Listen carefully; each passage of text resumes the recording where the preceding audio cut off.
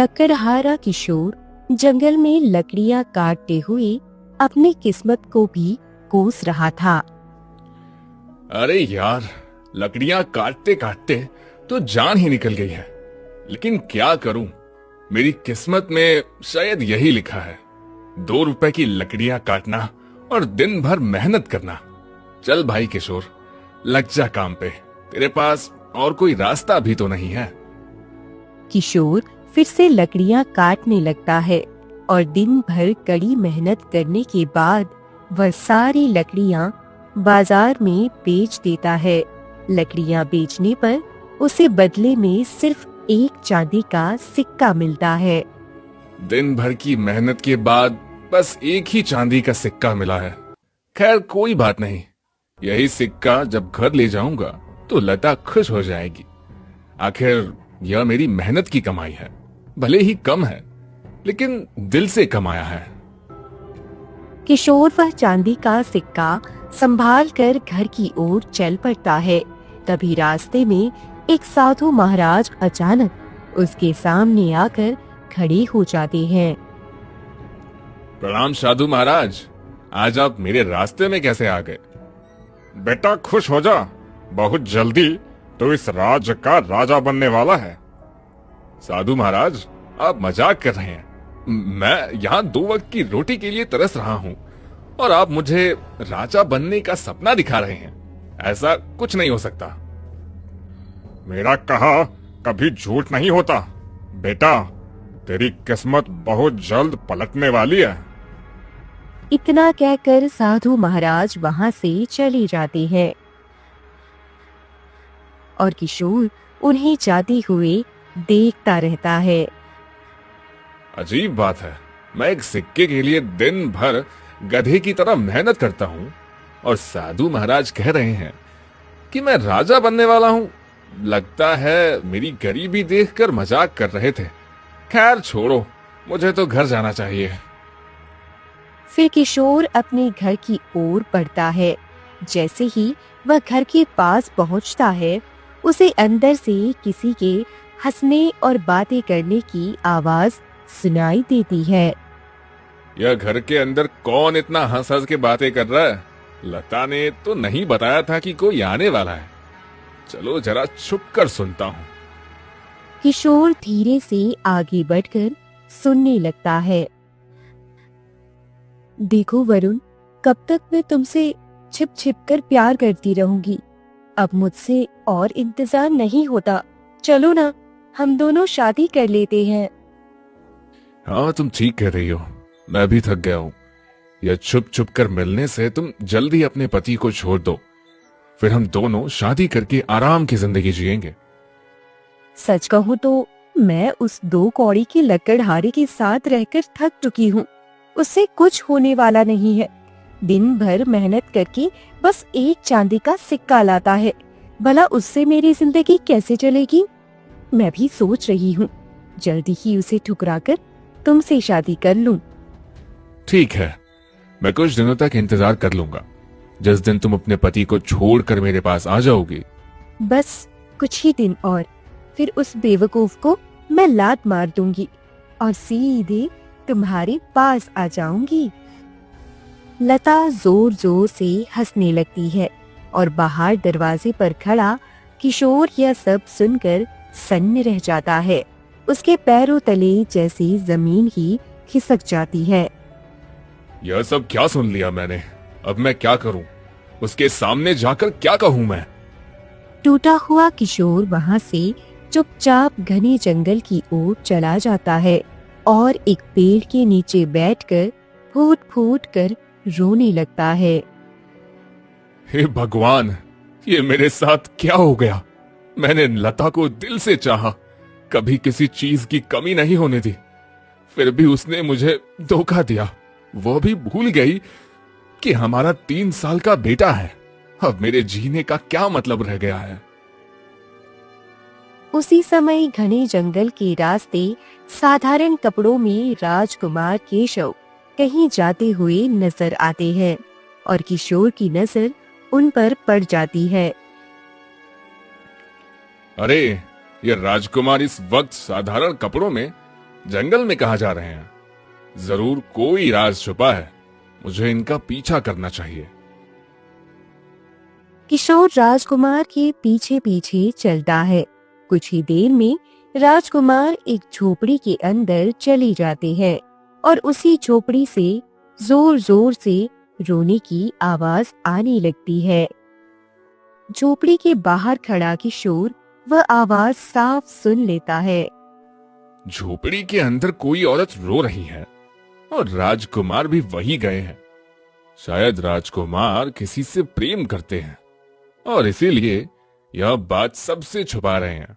खैर, इनसे मुझे क्या, मेरा तो खुद का घर उजड़ चुका है। मुझे क्या करना है इनसे? यह सोचकर किशोर वापस अपने घर लौट आता है। कहाँ रह गए थे तुम? मैं कब से इंतजार कर रही हूँ। आज भी कुछ पैसे लाए या खाली हाथ लौट आए? हाँ, यह देखो, आज एक चांदी का सिक्का मिला है। किशोर वह चांदी का सिक्का लता के हाथ में रख देता है। सिक्का देखते ही लता उसे उठाकर जमीन पर फेंक देती है। मैं थक चुकी हूँ तुम्हारी इस भिखारी जैसी जिंदगी से। रोज एक सिक्का, यह एक सिक्का मेरी जिंदगी का शनि दशा बन गया है। मुझे अब यह गरीबी वाली जिंदगी नहीं जीनी है। लता, चाहे कुछ भी हो जाए, मैं फिर से मेहनत करूंगा, पैसे कमा लूंगा। बस तुम मुझे छोड़कर मत जाना।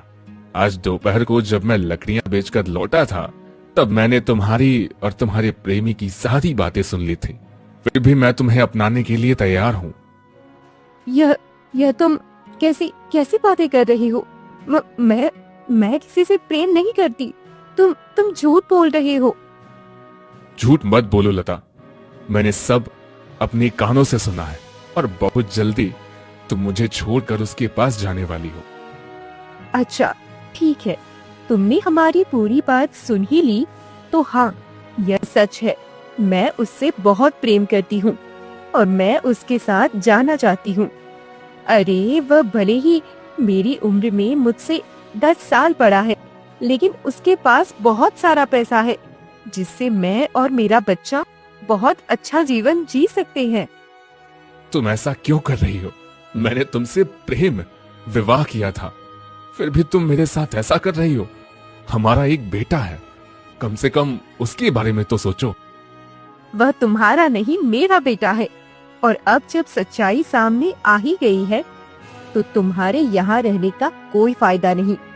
मैं अब अपने बच्चे को लेकर अपने प्रेमी के पास जा रही हूँ। वह हम दोनों का बहुत अच्छे से ख्याल रख सकता है। नहीं, भगवान के लिए ऐसा मत करो। मेरे बच्चे को तो छोड़ दो। तुम भी मत जाओ, मैं टूट जाऊंगा, बर्बाद हो जाऊंगा। मैंने पूरे गांव के खिलाफ जाकर तुमसे शादी की थी। ऐसा मत करो, भगवान के लिए ऐसा मत करो लता। लेकिन लता उसकी एक नहीं सुनती और घर के अंदर जाकर अपने मासूम बेटे को लेकर बाहर निकल आती है और किशोर वहीं जमीन पर बैठा फूट फूट कर रोता रहता है। तभी वहाँ गांव के लोग इकट्ठे हो जाते हैं। अरे अरे, देखो देखो रे देखो, 2 कौड़ी का लकड़हारा चला था अपनी पत्नी को खुश करने, और देखो आज पत्नी भी छोड़कर चली गई। हम लोग तो पहले ही कह रहे थे भिखारी की जिंदगी में पत्नी का सुख नहीं होता, फिर क्यों शादी की थी? हाँ, बिल्कुल सही कह रहा है। भिखारी के जीवन में कभी कुछ अच्छा नहीं होता, और इतनी सुंदर पत्नी इसके हिस्से में आ ही नहीं सकती थी। मुझे तो पहले से शक था, और देखो आज सच्चाई सामने आ गई। इसकी पत्नी तो बस इसके साथ समय पास कर रही थी।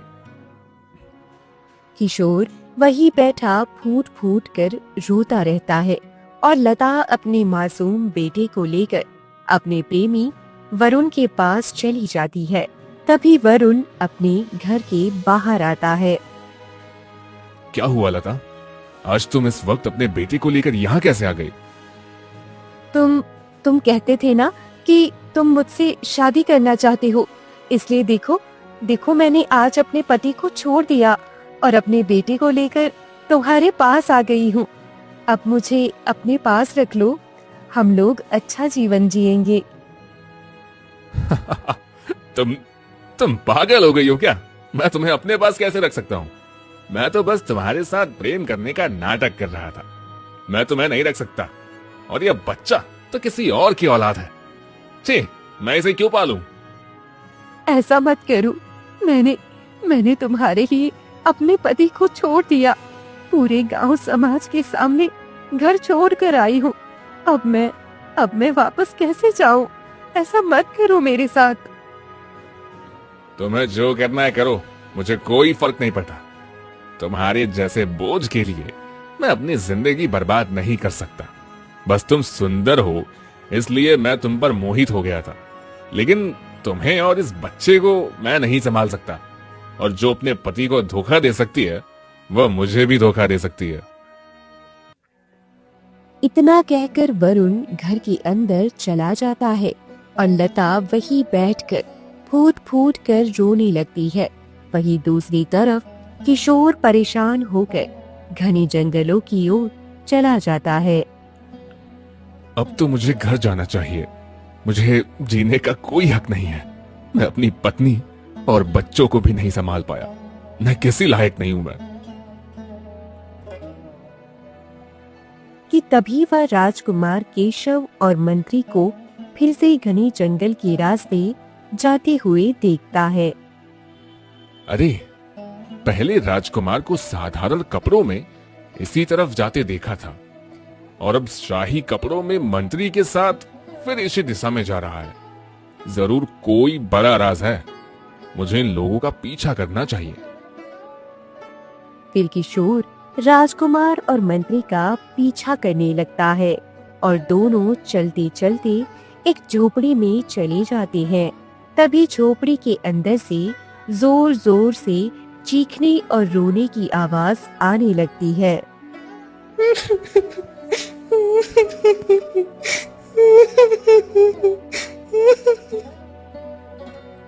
आखिर इस झोपड़ी में ऐसा क्या हो रहा है और यह औरत इतनी जोर जोर से रो क्यों रही है? राजकुमार, अब बस बहुत हो गया। हमें अब राजा को रास्ते से हटाना ही होगा। हाँ, आप बिल्कुल सही कह रहे हैं। मैंने पूरी तैयारी कर ली है। मैं पिताजी को अपने रास्ते से हटा दूंगा और फिर इस राज्य का राजा मैं ही बनूंगा, क्योंकि वह अपने जीते जी मुझे राजा नहीं बनाने वाले। हाँ, मैंने भी सब इंतजाम कर लिया है। तुम बस किसी भी तरह राजा को रास्ते से हटा दो। यह बात हमारे अलावा किसी और को पता नहीं चलनी चाहिए। तुम लोग यह क्या कर रहे हो? नहीं, महाराज को जान से नहीं मार सकते। छोड़ दो मुझे। मैं महाराज को सब सच बता दूंगी।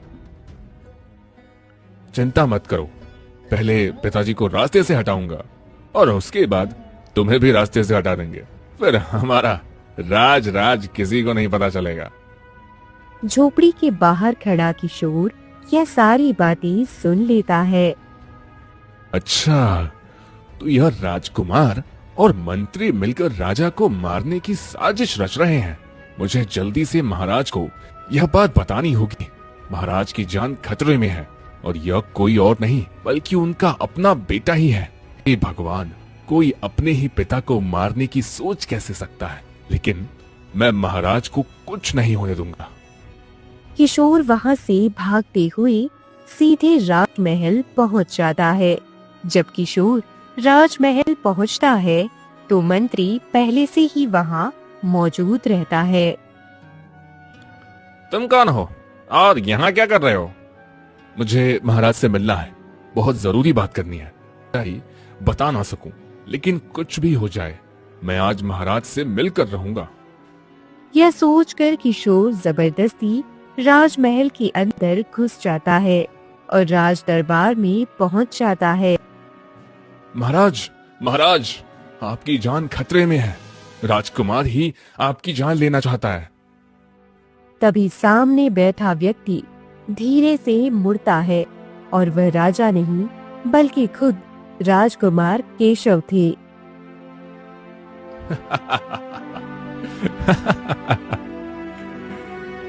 यह क्या? यहाँ तो महाराज को होना चाहिए था। राजकुमार, आप यहाँ कैसे? क्योंकि जब तुम मेरे और मेरे मंत्री की बातें सुन रहे थे, उसी वक्त मैंने तुम्हें वहां से जाते हुए देख लिया था। इसलिए मुझे यकीन हो गया था कि तुम सीधे मेरे पिताजी के पास ही जाओगे। इसी वजह से मैंने पिताजी से पहले यहाँ आकर बैठ गया। अब बताओ, तुम्हें मेरे चंगुल से कौन बचाएगा? राजकुमार की आंखों में क्रूरता साफ झलक रही थी और किशोर का पूरा शरीर डर से कांपने लगा। आप ऐसा कैसे कर सकते हैं राजकुमार? महाराज तो आपके पिता हैं, फिर आप उन्हें जान से कैसे मार सकते हैं? उसी समय पीछे से मंत्री भारी कदमों से आगे बढ़ता है। महाराज तो अभी दूसरे राज्य गए हुए हैं, उन्हें लौटने में 1-2 दिन लगेंगे। उससे पहले ही मैं तुम्हें रास्ते से हटा दूंगा। लेकिन मरने से पहले मरने वाले की आखिरी इच्छा पूरी की जाती है, इसलिए मैं तुम्हें यह जरूर बताऊंगा कि हम महाराज को क्यों मारना चाहते हैं। हाँ पिताजी, मरने वाले की आखिरी इच्छा जरूर पूरी की जाती है। राजकुमार, आप मंत्री जी को पिता क्यों कह रहे हैं? यह सब क्या हो रहा है? सुनो, यह उस समय की बात है जब महारानी भी गर्भवती थी और मेरी पत्नी भी गर्भवती थी। मंत्री अपने कमरे में बैठा था। उसकी आंखों में लालच साफ दिखाई दे रहा था और सामने उसकी पत्नी सुशीला बैठी हुई थी। देखो सुशीला, हमारे बच्चे की किस्मत हम दोनों मिलकर बदलेंगे। हाँ, आप ठीक कह रहे हो। मेरा भी 9वां महीना चल रहा है और महारानी का भी 9वां महीना चल रहा है। अगर हम महारानी के बच्चे को रास्ते से हटाकर उसकी जगह अपनी संतान को रख दे, तो हमारा बेटा इस राज्य का राजा बन जाएगा। हाँ बिल्कुल, तुम सही कह रही हो। अब देखती जाओ मैं क्या करता हूँ। कुछ ही दिनों बाद महल में अचानक अफरा तफरी मच जाती है। महारानी को प्रसव पीड़ा होती है और कुछ देर बाद वह एक पुत्र को जन्म देकर बेहोश हो जाती है। कमरे में मौजूद दाई माँ शोभा खुशी से भर उठती है। महारानी को पुत्र हुआ है। अब मैं जल्दी से पूरे राज्य में यह शुभ समाचार फैला देती हूँ। महाराज यहाँ होते तो कितने खुश होते। युद्ध पर जाने से पहले अपने पुत्र को देखकर वो कितने खुश होते। उसी समय मंत्री चालाकी से वहाँ पहुँच जाता है। यह पुत्र मुझे दे दो, मैं खुद पूरे राज्य में इसकी घोषणा कर दूंगा। जी मंत्री जी। शोभा बिना किसी शक के नवजात शिशु को मंत्री की ओर बढ़ा देती है। मंत्री उस मासूम बच्चे को अपनी गोद में लेकर घने जंगलों की ओर चला जाता है। फिर वह ऐसे लौटता है जैसे कुछ हुआ ही ना हो। घर पहुंचते ही सुशीला बेचैनी से पूछती है, क्या हुआ जी? महारानी के बच्चे का क्या हुआ? देखिए। महारानी को पुत्र हुआ था और मैं अभी अभी उसे जंगल में मारकर फेंक आया हूँ। अब जल्दी बताओ तुम्हें क्या हुआ? सुशीला अपने नवजात शिशु को आगे बढ़ाती है। हमारा भी पुत्र हुआ है। अब जल्दी से हमारे बेटे को महारानी के पास रख दीजिए। किसी को कुछ पता नहीं चलेगा। मंत्री सहमति में सिर हिलाता है। हाँ, और अगर कोई पूछे कि हमारा बच्चा क्या हुआ, तो कह देना कि वह जन्म लेते ही मर गया। जी, मैं वैसा ही करूंगी। मंत्री उस बच्चे को महारानी के पास रख देता है और उसके चेहरे पर घमंड भरी मुस्कान फैल जाती है। मेरा यह राज कोई नहीं जान पाएगा कि यह महाराज का बेटा नहीं बल्कि मेरा बेटा है। उसकी हंसी पूरे कमरे में गूंज उठती है। वही दूर खड़ी दाई माँ शोभा यह सब सुनकर कांप उठती है। अच्छा, तो तुमने असली राजकुमार को मार दिया और अपने बच्चे को इस राज्य का राजा बनाना चाहते हो। लेकिन मैं ऐसा नहीं होने दूंगी। मैं महाराज को सारी सच्चाई बता दूंगी। तुम कितने पत्थर दिल हो, एक मासूम से बच्चे को कैसे मार सकते हो, जबकि तुम भी एक पिता हो। तुम जिंदा रहोगी तभी तो यह सच किसी को बता पाओगी। मंत्री शोभा को पकड़ लेता है और उसे जंगल की एक सुनसान झोपड़ी में बंद कर देता है। मैं चाहूँ तो तुम्हें अभी जान से मार सकता हूँ, लेकिन मैं तुम्हें नहीं मारूंगा क्योंकि तुमने कई बार मेरी मदद की है, महाराज की नजरों से मुझे बचाया है। इसलिए तुम अपनी आंखों से देखोगी कि मेरा बेटा इस राज्य का राजा बनेगा और तब तक तुम यहाँ कैदी बनकर रहोगी। समय धीरे धीरे बीतता है और पूरे 18 साल निकल जाते हैं। मंत्री अपने बेटे को भड़काकर राजा के खिलाफ खड़ा कर देता है। मैं अब 18 साल का हो गया हूँ, फिर भी पिताजी मुझे राजा क्यों नहीं बना रहे हैं? मुझे अब कुछ करना ही होगा। राजकुमार, महाराज इतनी आसानी से राजगद्दी नहीं देंगे क्योंकि तुम उनका बेटा नहीं बल्कि मेरे बेटे हो। लेकिन किसी भी तरह तुम्हें इस राज्य का राजा बनना ही पड़ेगा।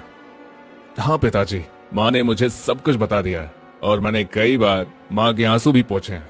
जैसे ही मैं राजा बनूंगा, हम राजा और रानी दोनों को रास्ते से हटा देंगे। फिर आप मेरे असली माता पिता बनकर इस महल में रह सकेंगे। मैं उस पल का बेसब्री से इंतजार करूंगा पुत्र। मंत्री जी, आपने महाराज के साथ बहुत बड़ा विश्वासघात किया है। मैं यह बात सबको बताकर सब कुछ सामने ला दूंगा, फिर देखना आपको कैसी सजा मिलती है। तभी अचानक राजकुमार केशव आगे बढ़ता है और किशोर के सिर पर जोरदार वार करता है, जिससे किशोर वही बेहोश होकर गिर पड़ता है। जल्दी चलो पुत्र, अब हमें इसे ठिकाने लगाना होगा। ताजपोशी से पहले किसी को हमारे राज का पता नहीं चलना चाहिए। हाँ पिताजी, आप बिल्कुल सही कह रहे हैं। दोनों किशोर को घने जंगल में ले जाते हैं और मंत्री खंजर निकालकर किशोर के सीने में घूंप देता है। अब चिंता की कोई बात नहीं है पुत्र, यह कुछ ही देर में तड़प तड़प कर मर जाएगा और हमारे रास्ते का आखिरी कांटा भी खत्म हो जाएगा। दोनों जोर जोर से हंसते हुए वहां से चले जाते हैं और किशोर वहीं पड़ा अपनी आखिरी सांसें गिन रहा था। तभी उसी रास्ते से साधु महाराज गुजरते हैं और वह यह दृश्य देख लेते हैं। अरे, इसे तो किसी ने बुरी तरह घायल कर दिया है। मुझे इसकी मदद करनी चाहिए। सच्चाई की इतनी आसानी से मृत्यु नहीं हो सकती। फिर साधु महाराज किशोर को उठाकर अपनी झोपड़ी में ले जाते हैं और उसकी देखभाल करने लगते हैं। कुछ दिनों के इलाज के बाद किशोर पूरी तरह स्वस्थ हो जाता है। मैं कहाँ हूँ? मैं जिंदा कैसे हूँ? मुझे यकीन नहीं हो रहा। घबराओ मत पुत्र, तुम सुरक्षित हो। तुम्हें तो मंत्री और उस राजकुमार ने मारकर जंगल में फेंक दिया था। मुझे सब याद आ गया। मंत्री महाराज को धोखा दे रहा है। वह राजकुमार महाराज का बेटा नहीं बल्कि मंत्री का बेटा है और वे महाराज को जान से मारना चाहते हैं। हाँ, और आज ही उसकी ताजपोशी होने वाली है। तुम जल्दी जाओ और महाराज को सच्चाई बताकर उनकी जान बचा लो। आप भी मेरे साथ चलिए ना साधु महाराज।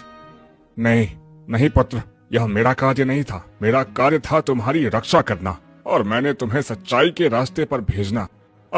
अब सच उजागर करना तुम्हारा कर्तव्य है। जाओ और अपना ध्यान रखना।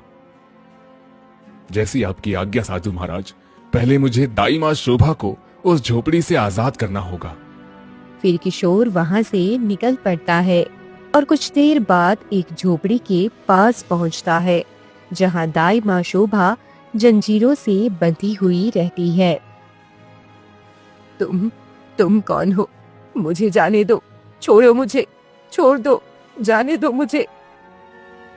चिंता मत कीजिए दाई माँ, मुझे आपकी पूरी सच्चाई पता चल गई है। राजकुमार और मंत्री ने आपके साथ क्या क्या किया है। वह कोई राजकुमार नहीं है। हाँ, मुझे सब पता है। मैं यही सच्चाई महाराज को बताने गया था, लेकिन उन लोगों ने मुझे भी मारकर फेंक दिया था। वो साधु महाराज ने मुझे बचा लिया था अब हमें ही राजकुमार की ताजपोशी रोकनी होगी, क्योंकि आज ही उसकी ताजपोशी होने वाली है। ठीक है, चलो चलो चलते हैं।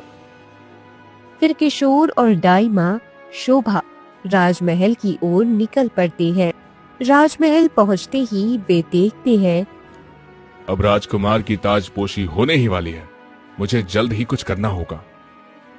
किशोर जैसे ही राज दरबार में पहुंचता है, राजा अपने सिर से ताज उठाकर राजकुमार केशव को पहनाने ही वाले होते हैं। रुक जाइए महाराज, आप यह ताजपोशी नहीं कर सकते। किशोर को देखते ही मंत्री और राजकुमार केशव दोनों घबरा जाते हैं। अरे यह क्या, यह दासी और किशोर दोनों जिंदा कैसे बच गए? अब मैं क्या करूं? अब क्या करूं? लगता है सब कुछ बर्बाद हो जाएगा। तुम कौन हो जो मेरे पुत्र की ताजपोशी के समय दरबार में हंगामा कर रहे हो? और तुम तो वही दासी हो ना जो मेरे पुत्र के जन्म के समय यही थी। फिर इतने दिनों से कहां गायब थे तुम? महाराज, मैं गायब नहीं थी, बल्कि मंत्री और इस राजकुमार ने मुझे झोपड़ी में बंद करके रखा था, क्योंकि मैं इन दोनों का राज जान गई थी। ऐसा कौन सा राज था जो तुम जान गई थी? महाराज, यह राजकुमार आपका पुत्र नहीं है। आपका पुत्र तो कई वर्ष पहले ही मर चुका था। हाँ महाराज, यह सच है। मंत्री ने आपके पुत्र को मारकर जंगल में फेंक दिया और मैं यह सब जान गई थी, इसलिए मुझे कैद करके रखा गया था। और जैसे ही राजकुमार की ताजपोशी होती तो राजकुमार और मंत्री आपको भी मार देते। किशोर ने अपनी जान की परवाह किए बिना मुझे यहाँ लाया ताकि मैं यह सच्चाई आपको बता सकूं। नहीं, क्या कैसे हो सकता? मंत्री बताओ तो, लता कह रही है वह सच है क्या? यह मेरा पुत्र नहीं है। हाँ महाराज, यह मेरा ही पुत्र है। मुझे माफ कर दीजिए, मैं लालच में आ गया था। मैंने कभी नहीं सोचा था मंत्री कि तुम मेरे साथ इतना बड़ा विश्वासघात करोगे। मेरा मासूम पुत्र, जिसने मैंने जन्म लेते देखा भी नहीं, तुमने उसे मार दिया। हे भगवान, मैं कैसा पिता हूं, मुझे अपने पुत्र की मौत का पता भी नहीं चला।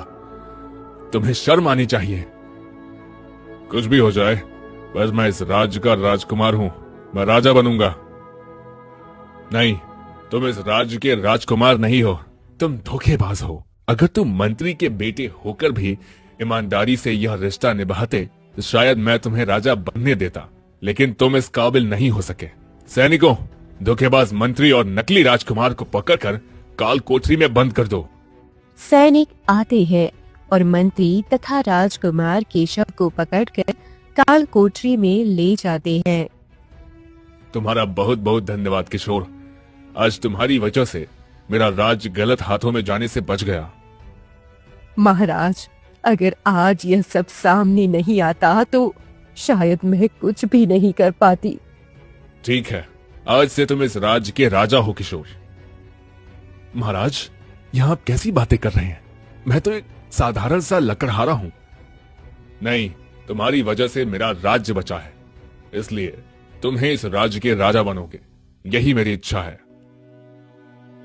ठीक है महाराज, जैसा आपको ठीक लगे। अगर आपकी नजर में मैं इस योग्य हूं तो मैं पूरी मेहनत और ईमानदारी से आपका ये जिम्मेदारी निभाऊंगा।